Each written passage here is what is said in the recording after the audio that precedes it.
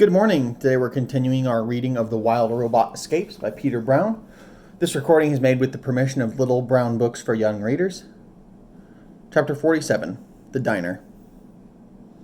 Mr. Sharif hopped out of the truck with his arms full of shopping bags. He limped toward the farmhouse, dragging his leg in the usual way. And then he fell. Roz ran over and found the man sprawled on the driveway, groceries scattered around him. "Are you okay?" she said, pulling him to his feet. "I'm fine," he grumbled. Roz started picking up the groceries and said, "Let me help you inside." A minute later, the two of them were stepping into the house. Jackets and hats hung from pegs on the wall. Shoes were lined up beneath a bench. The man peeled off his boots and hollered, "Kids, it's time to cook dinner!" Footsteps pounded across the ceiling, and the children came flying down the staircase with their dog. "Is Roz having dinner with us?" said Jaya. "Roz doesn't eat," said Jad. "I know that, but she could sit with us." "How about it, Roz?" said Mr. Sharif. "Care to join us for dinner?" The robot stared at the family. The family stared at the robot. "What would you like me to do?" said Roz. In a very proper voice, Jad said, "I would greatly enjoy the pleasure of your company for dinner." In a very improper voice, Jaya said, "I order you to stay for dinner!" The children didn't wait for a response. They snatched the groceries from Roz and scampered off. Oscar ran after them, barking, "Is that food? It smells like food! I want food! Food, food, food!" The wooden floor creaked as Roz followed Mr. Sharif into the living room. A comfy chair and a sofa faced a darkened electronic screen. Above the fireplace hung a painting of a familiar old barn. Doorways led to other rooms. Roz glanced into Mr. Sharif's office and saw a portrait of his family, including his wife, Mrs. Sharif. She was pretty, with dark curly hair and a bright smile. It was always the same smile that Roz saw on the children.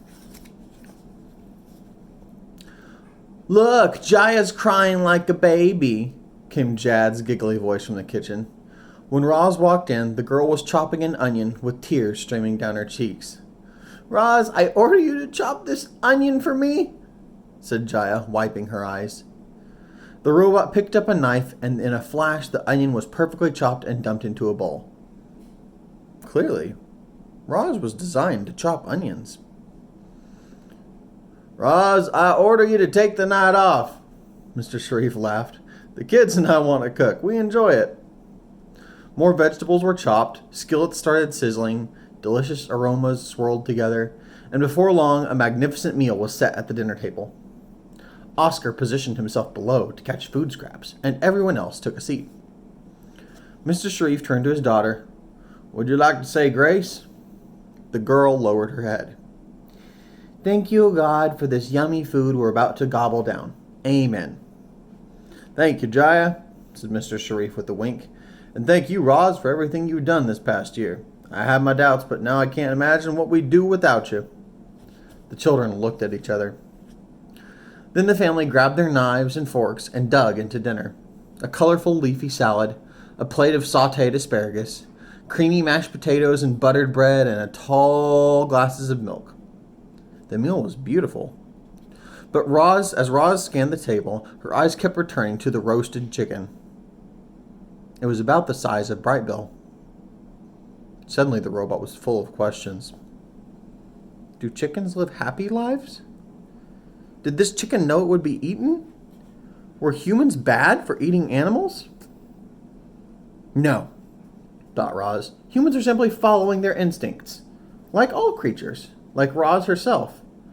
At least the Sharifs honored this animal by giving thanks, and by turning it into a beautiful, nourishing meal. After he'd finished eating, Mr. Sharif stepped out of the room, and he returned a moment later carrying a violin and a bow. "Growing up, I dreamed of being a musician," he said, thumping back into his chair. He tuned the instrument, putting it under his chin, and started to play. His bow glided back and forth, his fingers danced across the strings, and a lovely old folk song filled the room. Mr. Sharif tapped his foot as the notes rang out, soft and then loud, slow and then fast. The song ended with a flourish and the music faded to silence. Then he rested the violin on his knee. "This instrument has been in my family for a very long time," he said, "since the days when Cyrus Sharif first built the farm." Cyrus Sharif. Roz knew that name. She unsnapped a pocket on her tool belt and pulled out the small journal. "I discovered this in the old barn," she said, handing it over. The children huddled around their father as he took a look at the journal. They read their ancestor's name on the cover, and then they carefully opened it and turned to the brittle pages. "I've never seen this journal before," said Mr. Sharif. "It's a piece of our family history. Kids, look at how they used to milk the cows." Roz left the Sharifs like that, examining the journal, learning about their family's history. But what about their family's future? Their lives were difficult. They needed help. And Roz was about to run away forever. As she marched back to the barn that night, the robot felt something like worry and confusion and guilt.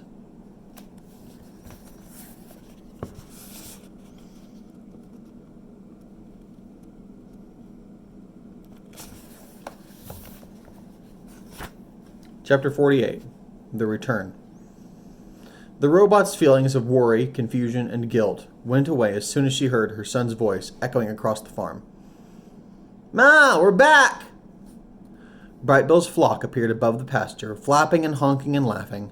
They glided down to Roz, and Brightbill took his place on his mother's shoulder.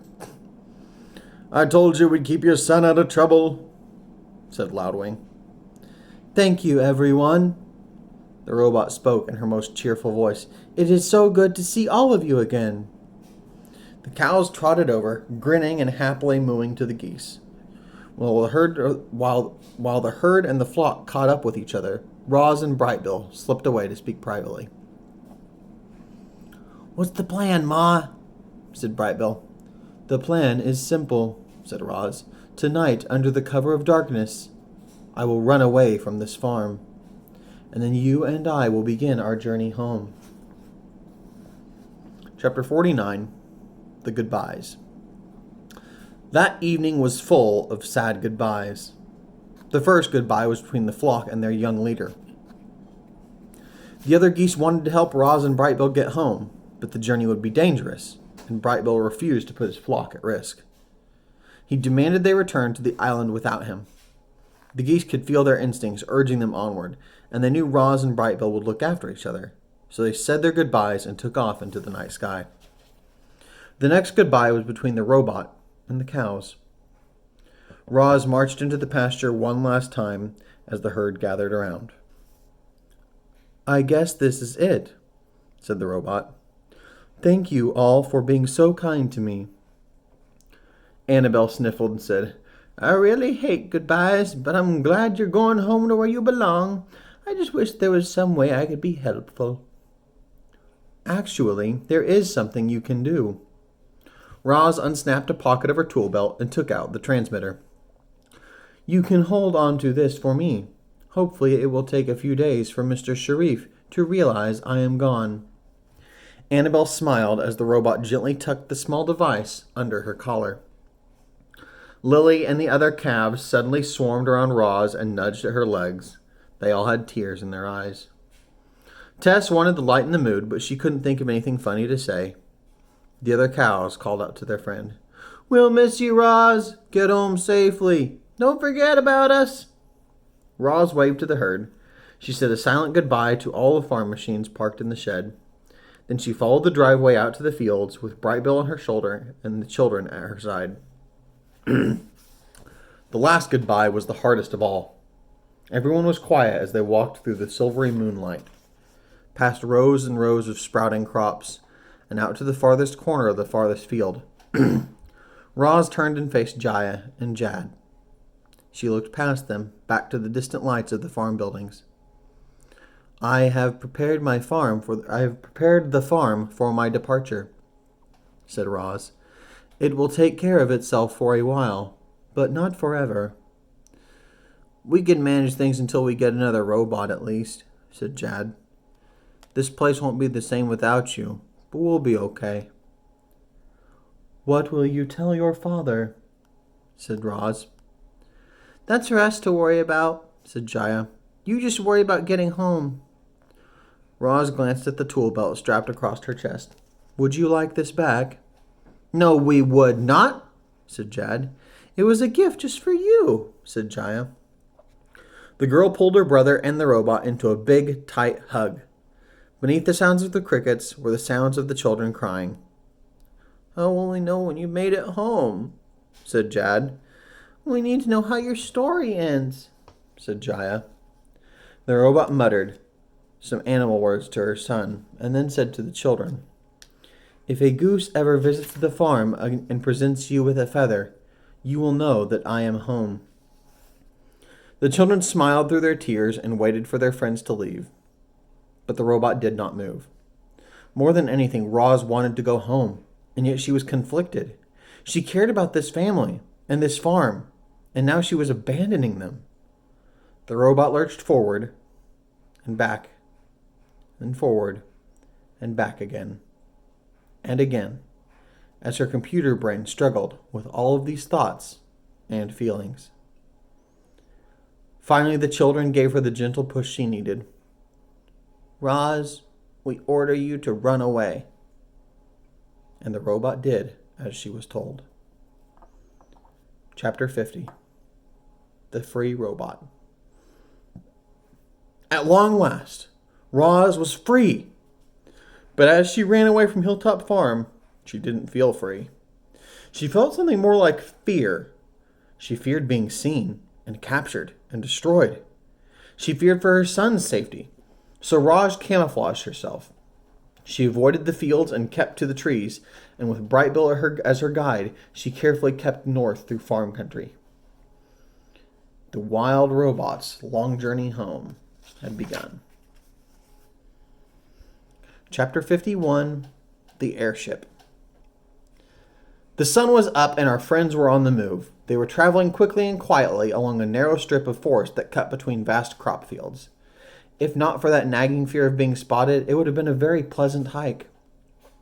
Wind whispered through the leaves, insects hummed and chirped, farm machines rumbled in the distance.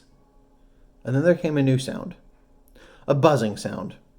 Our friends hid in the underbrush as an airship rose up from the horizon ahead of them. It was a sleek white triangle, flying low and fast. Roz adjusted her vision and saw familiar robots gazing out of the front window. Recco 1, Recco 2, and Recco 3 had been destroyed, back on the island. Perhaps these robots were Reccos 4, 5, and 6. They're flying toward Hilltop Farm, said Brightbill. We need to keep moving, said Roz. The airship disappeared to the south, and the travelers continued north at a faster pace. They hurried through more strips of forest, passing squirrels and birds and groundhogs and other friendly creatures. But the robot and the goose had no time to chat. Later that day, the trees came to an abrupt end. Roz and Brightbill stood there at the forest edge and faced an ocean of wheat. The wheat was still young and green. It waved gently in the wind and spread out as far as they could see. What should we do? Asked Brightbill. We need to keep moving, said Roz, staring across the plains. But I am not safe in the open. There must be more trees out there somewhere. I'll take a look, said Brightbill, and the goose launched himself skyward. Up, up, up he went, high into the air, until he finally stopped and floated, just a tiny winged shape against the blue, and then he dove back to his mother. There are trees in that direction, said Brightbill, pointing. It's far, about 30 minutes at top speed. Then we had better get started, said Roz. Our friends burst out from the underbrush, the robot sprinting through the field and the goose flying by her side. Roz had to concentrate to keep from slipping in the soft, muddy soil, but she stomped on. Ahead, further on, another line of trees slowly climbed into view. Brightbill suddenly swooped up and out of sight as his mother kept running. Then he lowered back down beside her and squawked, The airship is returning! Behind them, a tiny white triangle rose up from the horizon. It was growing larger and louder by the second. If Roz was seen, her newfound freedom and her life would be over. She couldn't take any chances. "Go on without me," hollered the robot, and she dropped to the ground. Brightbill hoped his mother knew what she was doing, and he flew on without her. Once he reached the trees, he perched himself on a branch and looked back. His mother had vanished. The airship, however, seemed to fill the sky. Its shadow flitted across the ground where Roz had just been.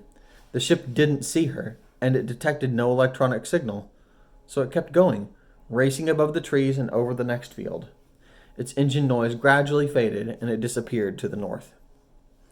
"You can come out, Ma!" squawked Brightbill from his branch.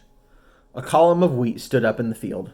The robot had brushed her camouflage, and it crumpled off her body when she started to march. As she approached the trees, Roz looked at Brightbill and the branches and said, "We need to keep moving." Chapter 52, The Scout. Would the airship return? Were the Reccos hunting for Roz? Was it only a matter of time before she was caught?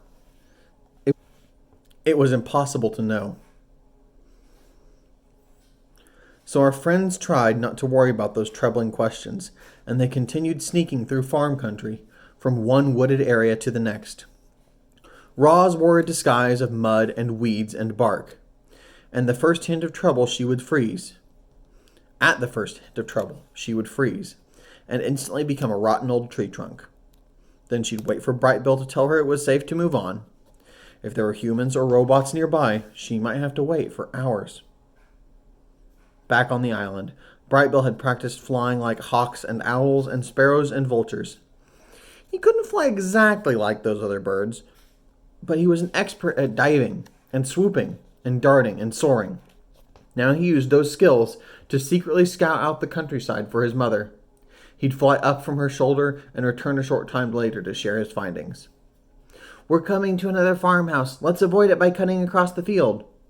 Or, "Beyond these trees is a highway. Stay here and I'll tell you when it's safe to cross." Or, "Straight ahead is a small town, but I can lead you around it." Brightbill's advice was always good, and Roz always followed it, and together the travelers safely made their way through farm country.